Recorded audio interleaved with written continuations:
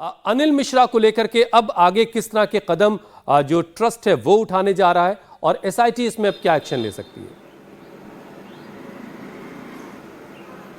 देखिए, ट्रस्ट ने तो इस्तीफ़ा उनका ले लिया। ये हुआ कि अब इस्तीफ़ा दे दिया तो कानूनन उनका इस्तीफ़ा हो गया। चंपत राय का भी हो गया, अनिल मिश्रा का भी हो गया। जहाँ तक पुलिस का सवाल है, पुलिस ने जो एफआईआर दर्ज की है उसमें 8 लोग नामजद हैं और फिर 9वां नाम लिखा है अज्ञात।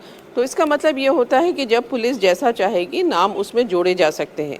अब जो अयोध्या पुलिस है उसको अभी उसने पूछताछ डॉक्टर अनिल मिश्रा से नहीं की है और ये लोग जो पकड़े गए हैं इनसे इनके बयान दर्ज कुछ किए भी गए हैं, कुछ किए जाने हैं, कुछ चीज़ें भी बरामद करानी है। तो जैसे जैसे पुलिस का कहना है कि ये जांच आगे बढ़ेगी तो जो भी जांच के दायरे में आएगा, जिसके खिलाफ भी कानूनी कार्रवाई करनी होगी, चाहे वो कितना भी बड़ा आदमी हो, उसके खिलाफ कार्रवाई की जाएगी।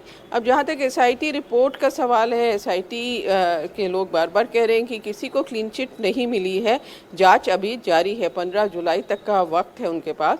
तो एसआईटी में भी और भी चीज़ें जो अभी डिटेल रिपोर्ट, ये तो बहुत शुरुआती रिपोर्ट है, जो डिटेल रिपोर्ट आएगी उसमें बहुत चीज़ें आएंगी और अयोध्या पुलिस भी अभी मामले की जाँच कर रही है। हुसैन, तो मतलब डॉक्टर अनिल मिश्रा से अयोध्या पुलिस कभी भी पूछताछ कर सकती है। और दूसरी बड़ी बात, एसआईटी ने अपनी रिपोर्ट में किसी को भी क्लीन चिट नहीं दी है, यानी कि हर कोई इस वक्त एसआईटी के घेरे में है। रुचि और अभय, आप बने रहिए हमारे साथ। इसी बीच एक और बड़ी खबर आ रही है। एसआईटी की जो रिपोर्ट सामने आई है उसमें सुभाष श्रीवास्तव पर भी गंभीर आरोप लगे हैं। एसआईटी ने लिखा है कि सुभाष श्रीवास्तव की जिम्मेदारी थी कि वो काउंटिंग की निगरानी करें, लेकिन उन्होंने उसमें भारी लापरवाही बरती। किसी की तलाशी उनकी तरफ से नहीं ली गई। आने जाने वालों को सुभाष ने खुली छूट दी। काउंटिंग में लगे लोग अपना निजी सामान लेकर अंदर जहां काउंटिंग होती थी, एक आइसोलेटेड कमरा, वहां जाते थे, लेकिन सुभाष ने उन्हें कभी रोका नहीं। जो पूरा प्रोटोकॉल है, स्टैंडर्ड ऑपरेटिंग प्रोसीजर है, जिसके हिसाब से आपको बिना जेब वाले कपड़े पहन के जाना है, आपको कुछ भी लेकर नहीं जाना है, वो सब ले जाने दिया गया। ये आप सुभाष श्रीवास्तव को देख रहे हैं। और क्योंकि ये गणना के प्रभारी थे, इनकी जिम्मेदारी थी काउंटिंग को सुपरवाइज करना, तो इन पर जो आरोप लगे हैं उन आरोपों के तहत ये बात तो निकलकर सामने आई है कि सुभाष श्रीवास्तव ने चोरी कराने में मदद की है, क्योंकि अनिल मिश्रा की सिफारिश पर सुभाष श्रीवास्तव को नौकरी पर रखा गया था, इन्हें काम मिला। काउंटिंग की निगरानी यानी काउंटिंग की जिम्मेदारी इन्हीं के पास थी, लेकिन उन्होंने अपनी जिम्मेदारी का निर्वहन ठीक तरीके से नहीं किया। काउंटिंग कर्मचारियों की तलाशी की जिम्मेदारी भी इन्हीं की थी, क्योंकि जो स्टैंडर्ड ऑपरेटिंग प्रोसीजर कहता है कि जो भी लोग आइसोलेटेड कमरे में काउंटिंग के लिए जाएंगे उनकी चेकिंग होनी चाहिए, उनकी चेकिंग नहीं की गई। अब इसी बीच एक और बड़ी खबर आ रही है, टिन्नू यादव से जुड़ी एक खबर है। टिन्नू के पास टिन्नू से जुड़ी हुई खबर है वो ये कि टिन्नू यादव ने ही मनीष यादव को लगवाया था। अब एसआईटी ने अपनी रिपोर्ट में इस बात का भी जिक्र किया है। टिन्नू यादव की बैंक के लोगों के साथ सेटिंग की बात भी सामने आ रही है। टिन्नू यादव के पास सारी चाबियां दान पात्र की रहती थी। अथॉरिटी की जो चाबियां हैं वो टिन्नू के पास कैसे बिना किसी अथॉरिटी के, बिना किसी परमिशन के रहती थी, ये भी बड़ा सवाल है। टिन्नू यादव को लेकर के एसआईटी की रिपोर्ट में क्या क्या कहा गया, अब जरा आपको बताते हैं। पहले इस तस्वीर को जरा गौर से देखिए। ये तस्वीर पिछले काफी दिनों से आप स्क्रीन पर देख रहे हैं, यही साहब है टिन्नू यादव। और इस पैराग्राफ में टिन्नू यादव के बारे में लिखी गई बातें। नाम उनका पूरा असली जो है वो रामशंकर यादव है, टिन्नू उनका निकनेम है। मंदिर परिसर के विभिन्न स्थानों पर स्थित जो दान पत्र है उनकी चाबियां ट्रस्ट के प्रतिनिधि के रूप में अपनी अभिरक्षा में वो रखते थे। उन्हीं के पास सारी चाबियां रहती थी। इसको हमने जरा बड़ी शक्ल में आपके लिए यहां पर सामने रखा है। दान पात्र की चाबियां रखने का अधिकार उनके पास नहीं था, टिन्नू यादव के पास, फिर भी चाबियां उनके पास थी। दान पात्र की चाबियां अपने पास वो रखते थे। बिना औपचारिक अधिकार के चाबी रखना अनुचित है, गलत है, ये ठीक नहीं था, लेकिन ये लगातार हो रहा था। भतीजे मनीष कुमार को काउंटिंग के काम पर उन्होंने लगवाया। मनीष को चढ़ावा चोरी करने का मौका मिला क्योंकि टिन्नू यादव की सरपरस्ती उसको हासिल थी। तो ये हैं टिन्नू यादव जिनकी तस्वीर आप देख रहे हैं, उन्हें लेकर के ये एक अच्छा खासा पैरा जो है एसआईटी ने अपनी रिपोर्ट में लिखा है, जिसमें उन्होंने बताया कि जितने भी दान पत्र लगे हुए थे उसकी जो चाबियां हैं वो उनके पास थी, जबकि वो इसके लिए ऑथराइज नहीं थे। अब जो अगली बात इसमें देखिए लिखी गई है, उपलब्ध अभिलेखों से ज्ञात होता है कि एसआईटी के गठन से पूर्व ट्रस्ट पदाधिकारियों द्वारा गणना प्रक्रिया से जुड़े कुछ व्यक्तियों से बड़ी मात्रा में धनराशि बरामद की गई थी। यही चीज हमने यहां बड़ी शक्ल में दी है आपके लिए। आरोपियों ने चढ़ावा चोरी करना लिखित में कबूल कर लिया है। आरोपियों के पास से 78,94,000 की रकम अब तक बरामद की गई है। विदेशी करेंसी मिले हैं जिसमें डॉलर है, गहने, कीमती चीजें भी बरामद उनसे हुई हैं। 4 अप्रैल 2026 को बाथरूम से 2.25 लाख रुपए भी बरामद हुए थे। ये सारी चीजें अब तक बरामद हो चुकी हैं। अब एक और चीज आप जानिए, जो हम टिन्नू यादव के बारे में आपको बता रहे थे, ये वो इंफॉर्मेशन है कि टिन्नू यादव के पास जो चाबियां थी, दरअसल वो उस चाबी को रखने के हकदार ही नहीं थे, वो उसके लिए ऑथराइज नहीं थे, बावजूद इसके उनके पास वो तमाम चाबियां रहती थी। अबे देखिए, ये बात तो बिल्कुल क्लियर है कि टिन्नू यादव अपने आप को सर्वे सर्वा समझते थे और यही माहौल उन्होंने मंदिर के अंदर और मंदिर के बाहर एक इमेज क्रिएट की थी, एक पावर इमेज। अब एसआईटी की रिपोर्ट ये कह रही है कि जो अथॉरिटी उनके पास नहीं थी, उसके लिहाज से चीजें नहीं होनी चाहिए थी उनके पास, दान पात्र की चाबी नहीं होनी चाहिए थी और बहुत सारी चीजों का जिक्र किया जा रहा है जिसमें वीवीआईपी पासेस भी हैं। उसके बावजूद अगर है तो एक तो किसी की सरपरस्ती और दूसरा जिस तरह से वो पूरा मंदिर के अंदर ऑपरेट कर रहे थे वो किसी नेक्सस से कम नहीं।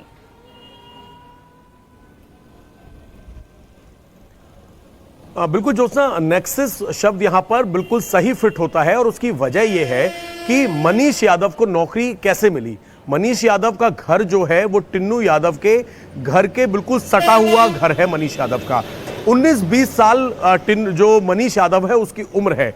हम इसके घर पर गए थे, हमने देखा वहां पर इसका कोई बैकग्राउंड बैंकिंग का नहीं है।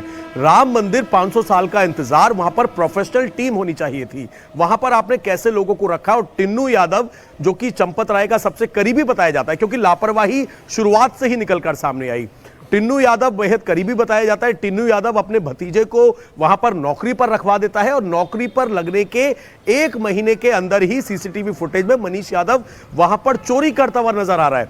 1-2 बार नहीं, जितनी बार भी चोरी हुई, अभी तक जो सीसीटीवी फुटेज है एसआईटी के पास, ऐसे 70 वाकये हैं। 70 बार चोरी करते हुए वहां पर 2 लोग नजर आ रहे हैं, जिसमें मनीष यादव और साथ ही अविनाश शुक्ला, और इनकी मदद करते हुए नजर आ रहे हैं लवकुश, अनुकल्प और करुणेश पांडे जो है, ये लोग उनकी मदद करते हुए नजर आ रहे हैं।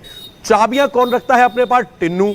इसके जो अथॉरिटी, जो सिग्नेचर जिनके हैं, जिन्होंने एमओयू साइन किया है, वो है अनिल मिश्रा। तो टिन्नू यादव कौन है जो टिन्नू को अचानक से सारी हुंडियों की, दान पात्र की, सबकी चाबी टिन्नू को सौंपी हुई है? टिन्नू का भतीजा वहां पर चोरी कर रहा है। तो क्या ऐसा संभव है कि अंदर इतनी चोरी हो रही हो, टिन्नू का रिश्तेदार वहां पर चोरी कर रहा है और किसी को कानो कान खबर नहीं है?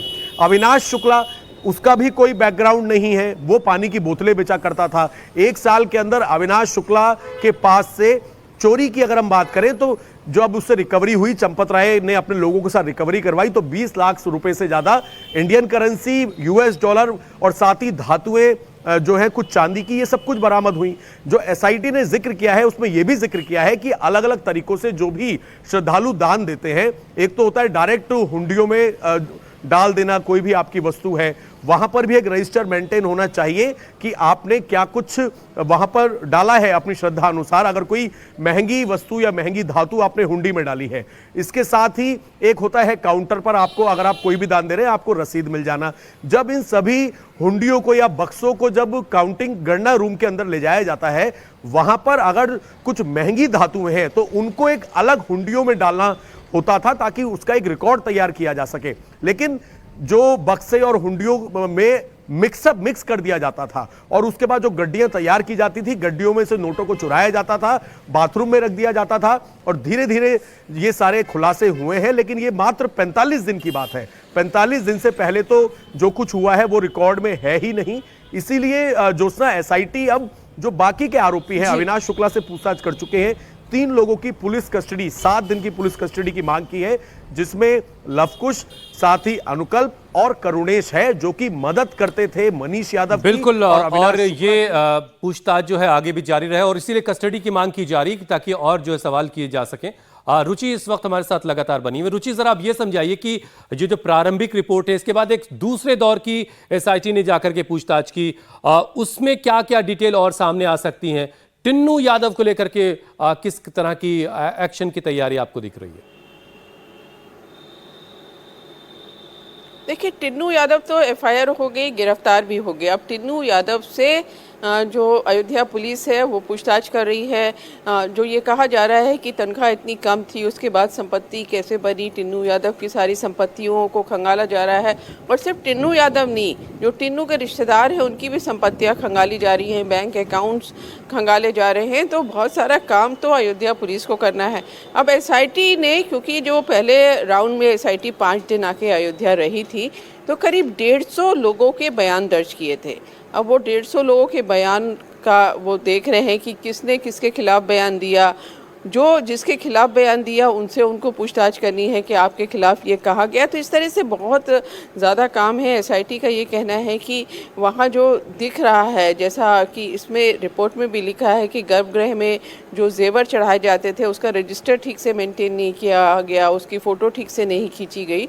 तो ये सारी चीज़ें एसआईटी के जांच के घेरे में भी है। तो बहुत काम, अभी आप कह सकते हैं कि अभी तो एसआईटी के पास बहुत काम है। अभी एसआईटी दोबारा भी अयोध्या आई थी और फिर डॉक्टर अनिल मिश्रा का बयान लेकर एसआईटी गई है, तो रिपोर्ट तैयार करने में लगी है। उनका कहना है कि काफ़ी ज़्यादा मुश्किल काम है, और क्योंकि इसको कहा गया है कि किसी को लीक नहीं करना है, तो एसआईटी के लोग कह रहे हैं कि जो 3 मेंबर हैं वो खुद ही टाइप करते हैं अपनी रिपोर्ट, अपने कोई स्टाफ को उसमें नहीं लगा रहे हैं। और उसमें से एक ऑफिसर है जिनको हिंदी टाइपिंग नहीं आती, तो उन्होंने मंगल फॉन्ट डाउनलोड किया है, उससे वो टाइप कर रहे हैं। तो इस तरह से अभी बहुत चीज़ें ऐसी हैं जो आना बाकी हैं। जब एसआईटी की पूरी रिपोर्ट आ जाएगी और जब अयोध्या पुलिस, क्योंकि लगातार इन्वेस्टिगेशन उनका चल रहा है, तो और भी बहुत चीज़ें सामने आएंगी। मतलब थोड़ा सा इंतजार और करना पड़ेगा। एसआईटी की दूसरे राउंड की पूछताछ की रिपोर्ट अभी बाकी है आनी, और जब वो आएगी तो कुछ और अहम खुलासे होंगे। बहुत शुक्रिया रुचि और अभय, आप दोनों का हमारे साथ जुड़ने के लिए, तमाम जानकारी दर्शकों तक साझा करने के लिए। आगे भी इस बड़ी खबर पर आपसे हम अपडेट लेते रहेंगे।